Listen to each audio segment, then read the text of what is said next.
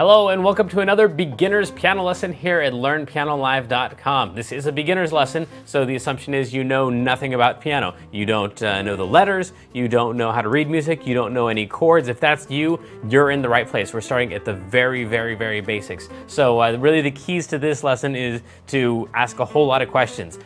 This is you and me, so you got to ask whatever questions you have so that I, as your teacher, can help you out and know what you need. Now, if you are an absolute beginner, you might want to check out the Absolute Beginners Lesson Pack in the video store, because that'll kind of walk you through some of the very basics that most beginning piano students have. It's free. Just go check it out in the video store. And there's a couple other things too that I want to talk to you about before this countdown clock hits 0.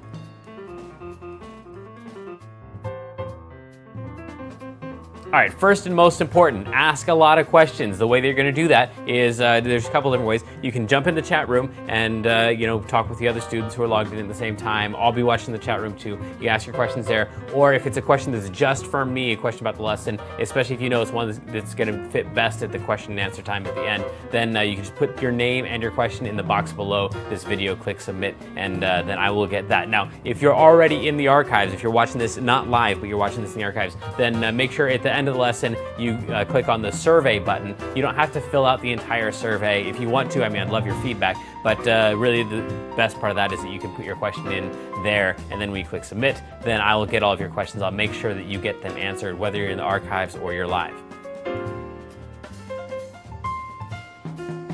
Right next to this video, there should be a PDF button and an MP3 button. Now, you don't really need those till after the lesson because I'm going to be showing you on screen the PDF and showing you how to use it. And I'll play the MP3 during the lesson too, so you know at the end of the lesson how you're going to use that. Some people, though, like to print out the PDF ahead of time, so as I'm making notes on my version, they can make the same notes on their version, but it works either way. All right, this is perhaps the most important part. You need to leave the lesson when you feel like you're sufficiently challenged. So, I'm teaching these lessons, 12 to 15 lessons a month. Normally, in traditional lessons, you're getting like a lesson every other week or so. So this is just way too much for you to take in. So, the goal is for you to get some little nugget of something that you can really practice on, really work on. Once you feel like you have that, then you really don't need anything else from me. Go practice. That's where this stuff is really gonna happen. You're not going to get through this lesson and be able to play something really well. You're going to get through this lesson and have the information that you need to practice more effectively. That's really the goal here. So don't feel bad about taking off early. If you feel like halfway through the lesson you got as much as you can take in at that time, then go practice that thing, and then come back whenever you've got that thing down, or you're bored with it, or you just want to check out the next topic. Don't forget also that you've got the archives too, so if you want to see one little thing, just repeat it over and over and over. Just give me, hopefully within 24 hours after the lesson, this thing will be up in the archives, so you can just go back and watch it over and over and over and over and just get that little segment down. So this lesson specifically, out of the 8 categories of musicianship, is going to be one that's focused on ear training. So that means teaching you how to really process and categorize the sounds that you hear, whether it's something that's on the radio or something that some tune that you made up in your head. This is all about you being able to know, all right, so what are those sounds? What are the rhythms? How would I write that out? How would I play it? What key is it in? All of that stuff is ear training. So the other topics are going to be covered in other weeks, but this week, today, is going to be focused on ear training. All right, I'm ready. You ready? Let's go.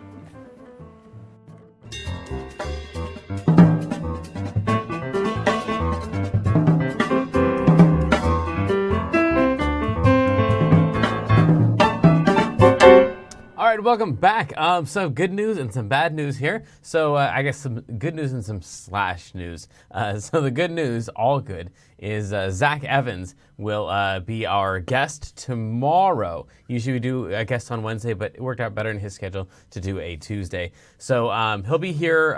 He won't be here in the studio. I believe we're Skyping with him. So send in your questions for Zach Evans. He's a piano instructor. He's got like a piano course that he does, and that he's got free materials online for us. If you have not already checked him out, I know some of you already have, that you want to go check him out. And he's also got a YouTube channel that has like 5 videos on it. And he's got like 17,000 subscribers. I don't quite get it. So that's going to be my question for him is, why do you only have 5 videos? And also, how did you get 17,000 subscribers with just 5 videos? But anyway, send in your questions for him so that I can ask those tomorrow. If you want to be in the live lesson, of course, you can always throw those questions in the chat. But if you want to send them ahead of time, if you're an archive kind of person, then that's cool. And then our slash news is, I just got an email back from the guys who make the broadcasting software that I send you videos with, and they said that they have made the update that is going to make the thing work that didn't work before when we tried, and then it didn't work, and we had those miserable lessons that didn't work at all. And so anyway, I'm going to be retrying that. I'm going to test it out, not during a live broadcast, but that's what I said last time, and that's what I did last time, and it still broke during the broadcast. So we'll see. Hopefully that will all go better than it did last time, but just giving you the warning that we're going to be trying to update our system one more time, but this time just one little piece at a time. But it is the whole software upgrade, and that's way more information than most of you wanted. So let's jump into our lesson here and see what we can do. We have this ear training thing that I was telling you about in the intro, and today we're going to focus on trying to hear the difference between 2 notes that are really close together. The goal is eventually that you'd be able to hear something on the radio, and you'd be able to tell how far apart each of the notes are. You'd be able to come here and then just play all the notes that you heard because you know how far apart they are, because you could tell when you were listening. So the step 1 for that is to just try to identify some of the intervals, some of the distances between the 2 notes. So today we're just dealing with going up, and so we won't be playing any notes that go like from there to there. That's a thing for other lessons. Today we're just going up, and the first one that we're going to do is a distance of 2 half steps. The name of this interval of 2 half steps is a major second. So if you have a major second, you have 2 half steps away. So in other words, from here, not to there, because that'd be 1 half step away. That would be 2 half steps away. From here, that'd be 1 half step away. That'd be 2 half steps away. So the distance from here to here is a major second. Distance from here to here is a major second. Distance from here to here is not a major second. That is something else entirely. That's only a half step. So you have to go a whole step or 2 half steps in order to get a major second. And the way that you're going to do this, by the way, an example of that would be C up to D. I just gave you a bunch more examples, but that's what this PDF is talking about. So C up to D, that is a major second because it's 2 half steps. So then probably the easiest way to do this is to start identifying songs that start with, for example, a major second. So I've given you 2 here and given you plenty of room to write in other examples here, anywhere in this box that you find the room. So the first one would be Frère Jacques, or Are You Sleeping?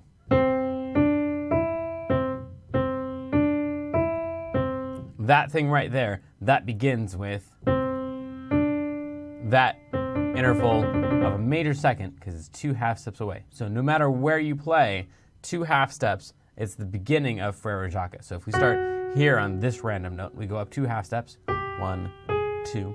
This should sound like the beginning of Frère Jacques.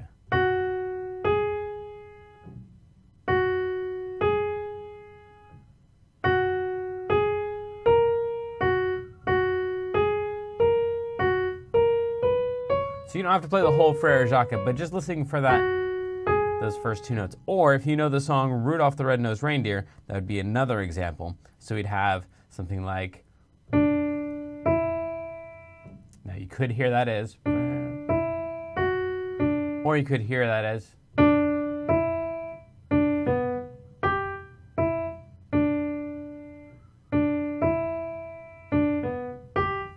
so those 2 notes right there are the beginning of Frère Jacques and Rudolph the Red-Nosed Reindeer and like a billion trillion other songs. So if you think you have one that I have not listed here that would be more common to people, more easily recognized by the entire world than these 2 songs that starts with those two notes, then let me know what that is. It's entirely possible that it's out there, but one of those two seem to resonate with most people. All right, so then from there, we're just going up to a major third. And a major third is 4 half steps. So then if we play this note up to 1, 2, 3, 4 half steps up to there, that right there is a major third.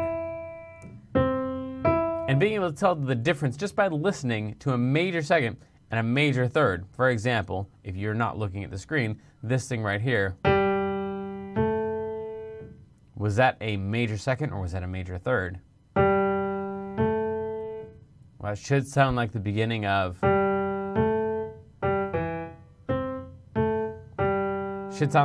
Rudolph the Red-Nosed Reindeer or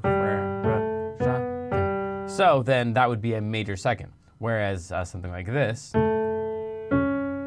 would sound like either the song Kumbaya or Oh When the Saints. So When the Saints goes.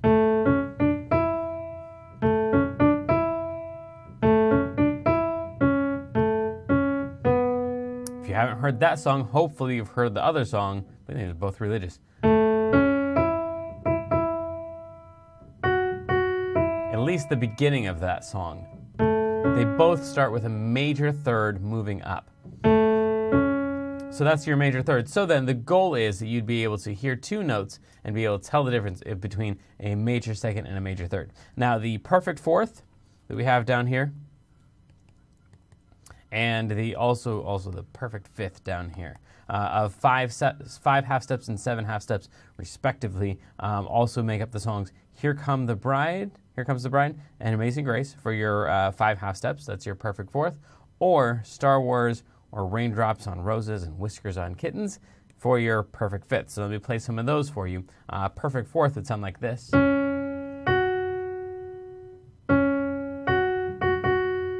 Or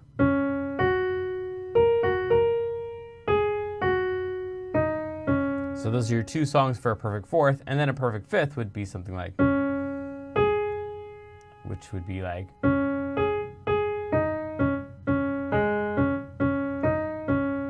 or it could also be,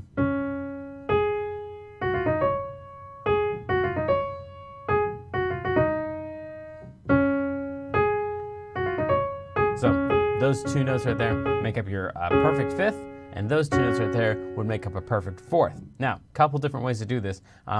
This next page right here includes some major seconds, some major thirds, some perfect fourths, and some perfect fifths. But also some of them are incorrect. So 2 different ways to do this. One is to listen through your track. You'll hear 2 notes, like those, followed by a pause, like that, and then 2 more notes. And so the goal for you is to listen to one of those 4 songs. I'd recommend you probably not try to listen to all of them. Don't listen for something that sounds like Frere Jacques or Rudolph the Red-Nosed Reindeer. Just pick one of those that you really feel like you can recognize instantly and make that your major second song. Same thing for major thirds. Pick Kumbaya or Oh When the Saints or something else if you think you've got a better song.